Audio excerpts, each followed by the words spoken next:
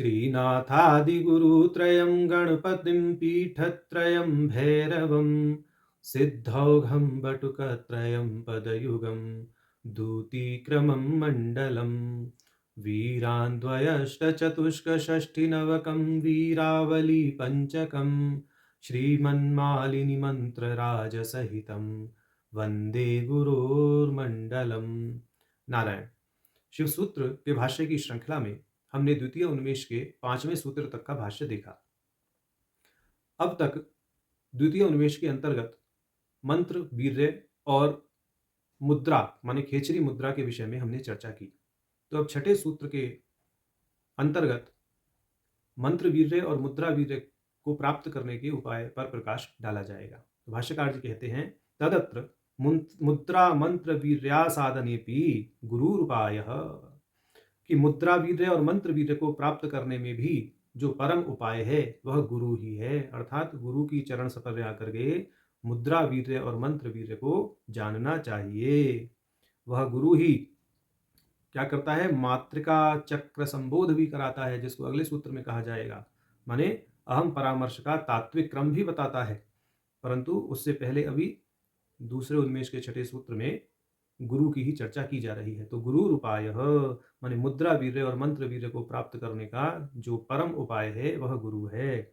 भाष्यकार जी भाष्य करते हुए कहते हैं, गृणाति उपदिशयति तात्विकमर्थम इति गुरुहु, जो तात्विक अर्थ का उपदेश देता है वह गुरु है।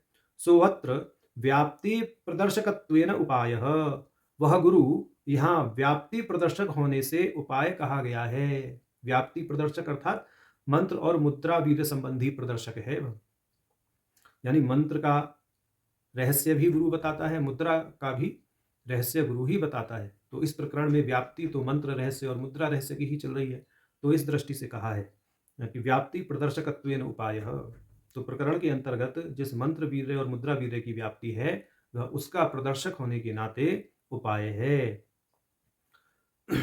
अब आगे कह रहे हैं, मालिनी विजये, मालिनी विजयोत्तर नामक तंत्र के अंतर्गत भगवान शिव का वचन है, स गुरुर्मत्समः प्रोक्तो मंत्र वीर्य प्रकाशकः, कि जो त्रिक सिद्धांत के मर्म को जानता है ऐसा जो गुरु है वह मेरे समान ही मंत्र वीर्य का प्रकाशक समझना चाहिए, या मेरे समान ही मंत्र वीर्य का प्रकाशक है।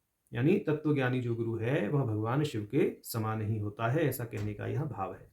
अब आगे कह रहे हैं, स्पंदेतु एवं आदि प्रसिद्धत्वात् न संग्रहीतम, के स्पंद कारिका में इस तत्व को प्रसिद्धि के कारण नहीं कहा गया है।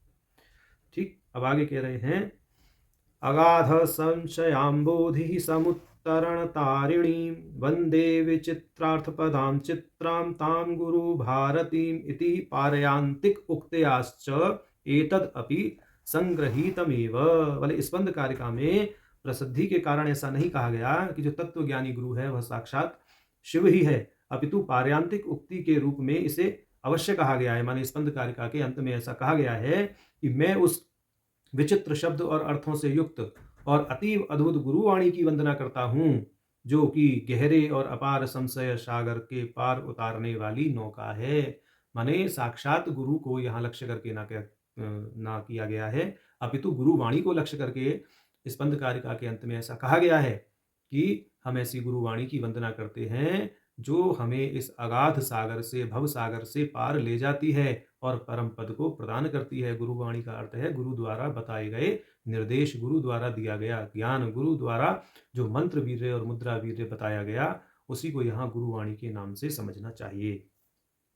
अब आगे कहते हैं, गुरुर्वा पारमेश्वरी अनुग्राहिका शक्ति ही, गुरु परमेश्वरु अनुग्राहिका शक्ति है, ऐसा भी मालिनी विजयोत्तर तंत्र में कहा गया है। यथोक्तम श्री मालिनी विजये शक्ति चक्रम तदेवोक्तम गुरु वक्रम तदुच्यते, कि वह ही शक्ति चक्र कहा गया है और वही गुरुमुख कहा गया है, अर्थात गुरुमुख में और शक्ति चक्र में अभेद है। इस दृष्टि से जो गुरु है वह पारमेश्वरी अनुग्राहिका शक्ति ही है, अर्थात गुरुमुख के माध्यम से परमेश्वर का ही अनुग्रह होता है, परमेश्वर की शक्ति का ही अनुग्रह होता है, या जो परमेश्वर की अनुग्राहिका शक्ति है, अनुग्रह शक्ति है, वह कृपा करती है, ऐसा समझना चाहिए।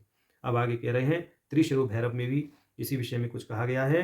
इति श्री मत त्रिशिरो भैरवेपि गुरुर्गुरुतरा शक्तिर गुरु वक्र गता भवेत। ये त्रिशिरो भैरव कहता है, यानी ऐसा शास्त्र में कहा गया है, गुरु के मुख में निहित गुरु की कृपा की शक्ति स्वयं गुरु से बढ़कर है।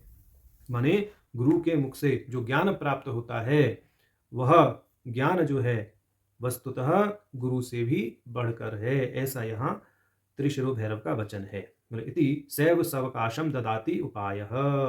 वह अनुग्रह की शक्ति ही जो आकांक्षी है, जो जिज्ञासु है, जो मुमुक्षु है, उसके लिए अनुकूल अवसर अर्थात अवकाश प्रदान करने का साधन है। माने जो गुरु हैं वह ही अनुग्रह शक्ति के माध्यम से शिष्य पर अनुग्रह करते हैं, और यह अनुग्रह होने के बाद जो साधक है वह परम पद की प्राप्ति के लिए अनुकूल अवसर प्राप्त कर लेता है।